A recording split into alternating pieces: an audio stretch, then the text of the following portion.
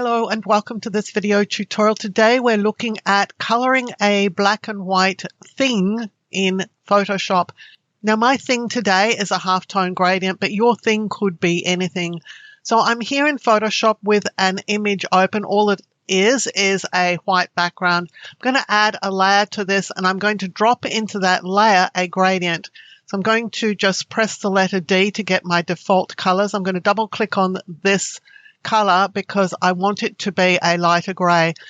By asking for a slightly lighter gray than black, my gradient is going to go from gray to white, and that will mean that the dots in my halftone gradient will be separated from each other. If you make your gradient black, then the halftone dots are going to be joined together. It's just something I cover in some of my videos. I'll give you a link to those in the description below.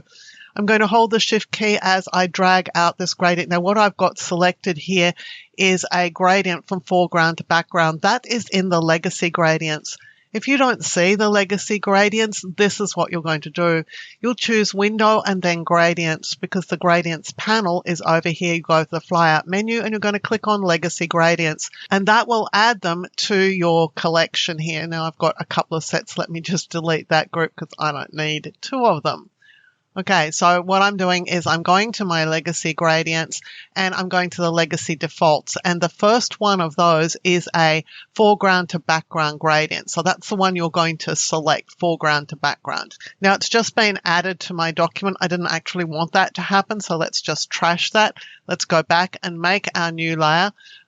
Here is my gradient tool, making sure that from the legacy gradients I have selected foreground to background, and this time I'm going downwards. So I'm going to hold the Shift key as I put it into my document. And so what I've got is gray on the bottom, white on the top. That's exactly what I want. I'm going to make this a smart object. Right click and convert to smart object.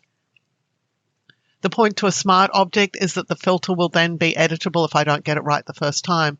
Filter, pixelate, color halftone. Now I've got a video on this, so I'm not going to cover this right now. All I'm going to do is tell you this kind of settings I'm using. Maximum radius is 25. It can be anything. That's just going to give me nice big dots in this size document, which is screen size. So if you've got a smaller document, smaller dots. If you've got a bigger document, you could use bigger dots.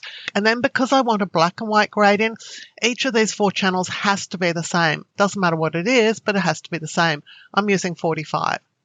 So I'll click OK, and that gives me this pattern of dots.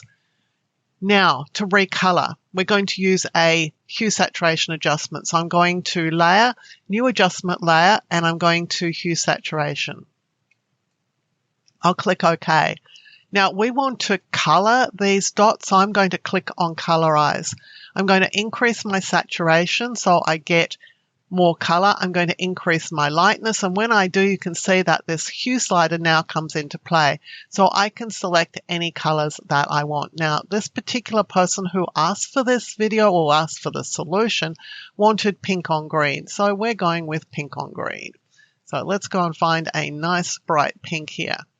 So we're halfway to the solution because we've got pink dots, but the green background is going to be a little bit tricky.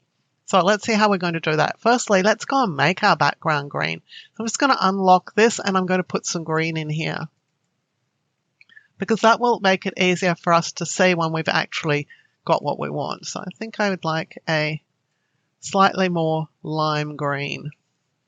I'm going to the paint bucket tool. I have my background layer selected. I'm going to dump my green in it. I'm shown here that I got it right, but of course it's not the background to this pattern. I'm going to select on this layer, which is the smart object layer that has the gradient in it. What we want to do is we want to drop the white out of this layer. We had to add white to our gradient to get these dots because if we hadn't, we wouldn't have got the result that we wanted. But we no longer want the white to show. So what we're going to do is we're going to click on this layer and we're going to the FX icon. And I'm going to click here on Blending Options. Now, the blending option here that we need is this one called Blend If. And what it allows us to do is to drop a color out of the image. So what we're going to do is we're going to drop white out of this image. So we're on the Blend If gray. So that's allowing us to just deal with black and white images and grayscale images. This is white. And so what I'm going to do is I'm going to start dragging this across because I want to remove white from the image. But you can see that we're not actually getting a white result. The problem in here is this hue saturation adjustment. So let me just cancel out of here for a minute. Let's go back to this hue saturation adjustment. I'm going to double click on the thumbnail here.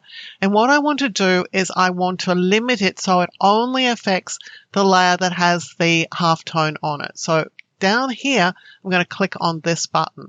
Now, nothing's happened to the image itself, but something's going to happen very differently when we go and apply that blend if. So it will help you, if you're not 100% understanding what's going on here, to actually make sure that the hue saturation adjustment is only affecting this layer before you start on the blend if. So back to this layer, back to FX icon, back to blending options, back to selecting blend if.